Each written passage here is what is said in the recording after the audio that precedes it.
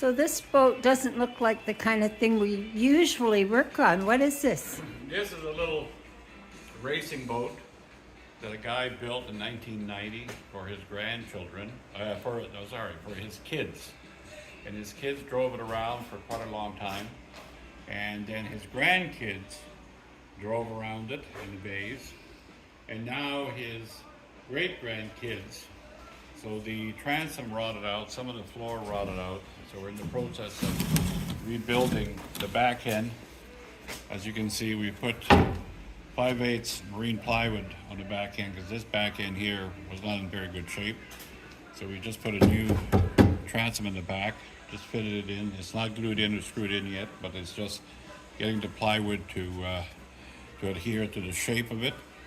And then we have to reconstruct the whole back end here because this has about a 35 horsepower in the back of this thing, and this thing will really move. So we put quite a bit of damage on the back end. But he was thinking of scrapping it, and then when he brought it to me, and I said, you can't scrap it. I said, we'll fix it up for you.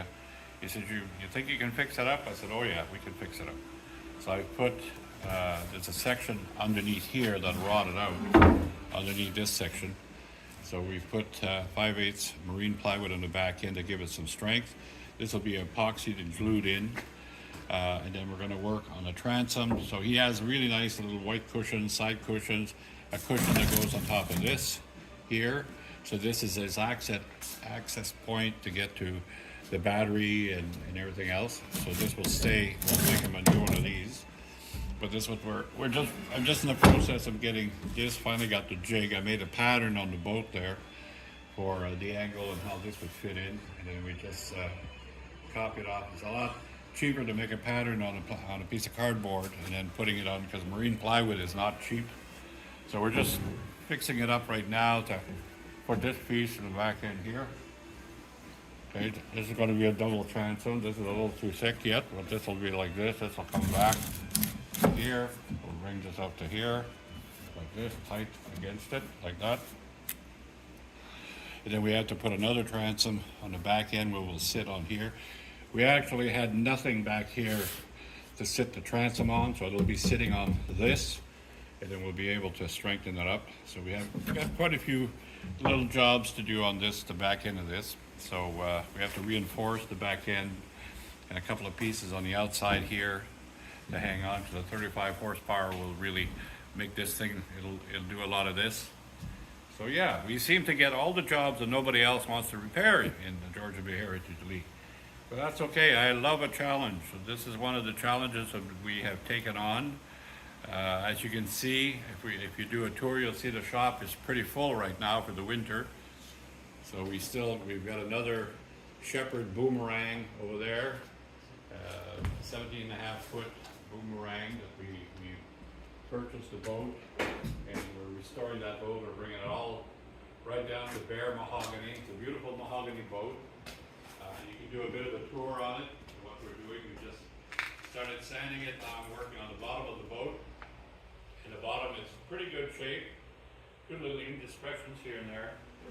But that was able to totally restore that one. But it's an interesting, it's called a Shepherd boomerang. And it was designed for water skiing. As you can see the side of the hull, how the hull comes up. Normally a Shepherd goes straight down. But this one here is designed for water skiing, so the back end of the boat won't go so far into the water. It'll basically, when you hit the gas, it'll come out of the water and just move about. So they're very rare. There's not a whole lot of Shepherd boomerangs around. This one here, we're lucky enough to be able to find this one. So if you want to do a tour around, this is what we're doing, what we're working on.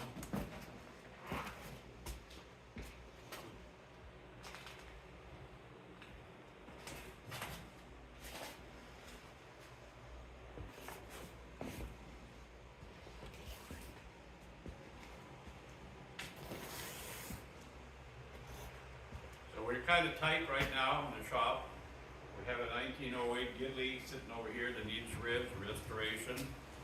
So I have to finish this little boat first so we can get this one to the customer, and he can start for the winter for next summer. I'm sure that his kids will be very pleased to be able to drive this boat again.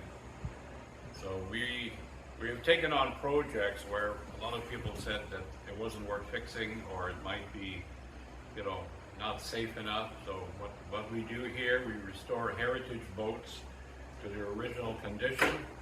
So working on these here, we do the same thing. But this was handmade by the owner, and made this. So he brought it to me. He thought maybe he'd have to scrap it, and I said, there's too much of a nice history to it with your kids, your grandkids, and now your great-grandkids. So I took on the project to restore it for him. As far as I'm concerned, no boat should be scrapped. Here we restore boats. A lot of boat restorers won't touch, but for some reason we're going to be known for doing both and nobody else wants to touch. So this is it's a bit of a project, but we'll take on any task, any restoration, no matter what the boat is. And I personally, and the team here, loves a challenge. And so my job is to do all the construction of this boat, to put it all together. And then we have a team that will sand it and finish it, and it'll look like it was brand new when first built it.